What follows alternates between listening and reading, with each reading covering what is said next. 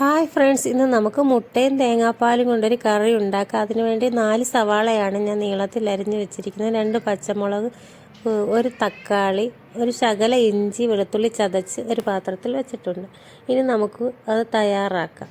അതിനുവേണ്ടി ഒരു കടായി അടുപ്പിൽ വെക്കാം.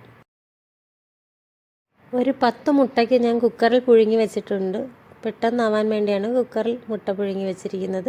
ഇനി നമുക്ക് പാൻ അടുപ്പിൽ വെച്ച് കുറച്ച് ഓയിൽ അതിലേക്ക് ഒഴിക്കാം. ഓയിലോ വെളിച്ചെണ്ണ എന്ത് വേണമെങ്കിലും ആവാം. ഇനി നമുക്ക് കുറച്ച് കടുക് അതിലേക്കിട്ട് പൊട്ടിച്ചെടുക്കാം.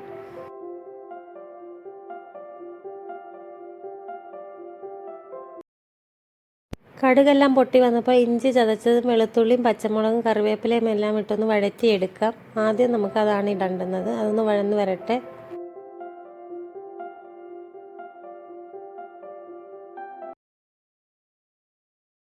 ഇതുപോലെ ബ്രൗൺ നിറമായി കഴിയുമ്പോൾ നമുക്ക് അരിഞ്ഞു വെച്ചിരിക്കുന്ന ഉള്ളിയും തക്കാളിയും അതിലേക്ക് ഇട്ടൊന്ന് വഴറ്റിയെടുക്കാം.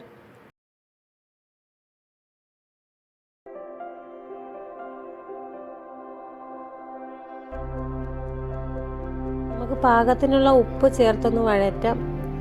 ഉപ്പ് ചേർത്ത് അടച്ച് വെച്ചാൽ പെട്ടെന്ന് ഉള്ളി വഴന്ന് കിട്ടും. ഉപ്പ് ചേർക്കുന്ന ഉടനെ തന്നെ നമ്മുടെ ഉള്ളിയുടെ വെള്ളമെല്ലാം ഇറങ്ങി നല്ലതുപോലെ അത് വെന്ത് കിട്ടും. തക്കാളിയുടെയും ഉള്ളിയുടെയും എല്ലാം വെള്ളം ഇറങ്ങി നല്ലതുപോലെ വഴന്ന് കിട്ടിയിട്ടുണ്ട്. ഇനി ഒന്നുകൂടി നമുക്കതൊന്ന് അടച്ച് വെച്ച് ഒന്നുകൂടി ഒന്ന് വഴറ്റിയെടുക്കാം.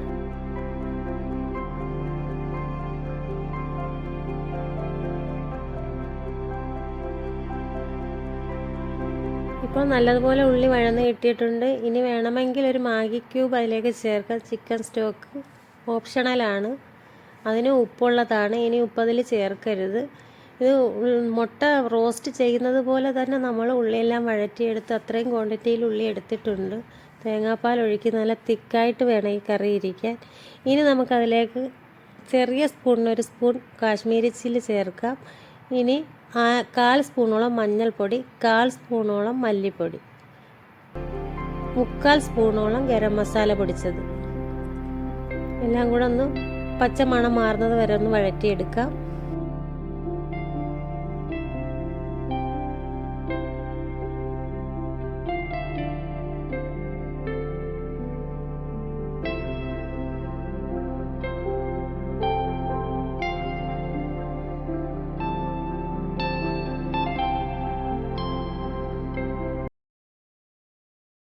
ഉള്ളിയിൽ നല്ലതുപോലെ മസാല എല്ലാം പിടിച്ചിട്ടുണ്ട്. ഇനി നമുക്ക് 1 തണ്ട് കറിവേപ്പില ചേർക്കാം.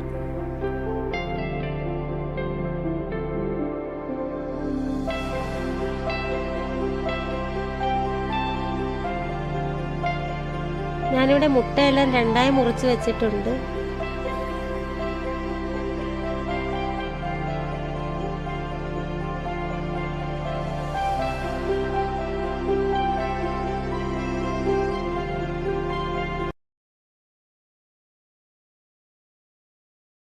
ഇനി നമുക്ക് തേങ്ങാപ്പാൽ ചേർക്കാം. ടിന്നിൽ വരുന്ന കോക്കനട്ട് മിൽക്കാണ്. നമുക്കിത് നല്ല കൊഴുത്ത കറിയായിട്ടിരിക്കണം. അത് ഫുള്ളും അതിൽ ചേർക്കുന്നുണ്ട്. നമുക്ക് ഒട്ടും വെള്ളം ചേർക്കേണ്ട ആവശ്യമില്ല.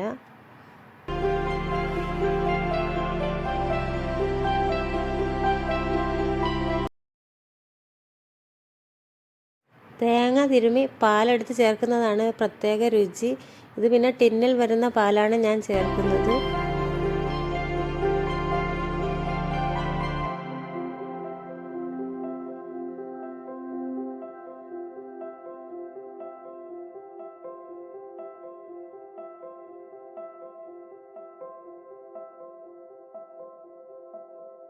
കറി ഇനി തിളയ്ക്കാൻ പാടില്ല. ഇനി നമുക്ക് മല്ലിയിലയോ കറിവേപ്പിലയോ എന്ത് വേണമെങ്കിലും ചേർക്കാം. ഇനി നമുക്ക് മുട്ട ഓരോന്നായി പറക്കി അതിൻ്റെ മുകളിലോട്ട് നിരത്താം, ഒരു ഭംഗിക്ക് വേണ്ടി.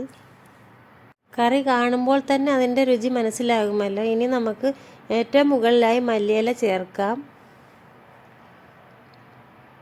മല്ലിയിലയുടെ ഫ്ലേവർ ഒന്ന് വരാൻ വേണ്ടി അടച്ച് വെക്കാം 10 മിനിറ്റ്. ഈ കറി അപ്പത്തിനും പൊറോട്ടയ്ക്കും പത്തിരിക്കും എല്ലാം ഒരുപോലെ കോമ്പിനേഷനാണ്. ഈ കറി ഇഷ്ടപ്പെട്ടിട്ടുണ്ടെങ്കിൽ നിങ്ങളുടെ ഫ്രണ്ട്സിനൊക്കെ ഒന്ന് ഷെയർ ചെയ്ത് കൊടുത്ത് ലൈക്ക് ചെയ്യാൻ മറക്കല്ലേ.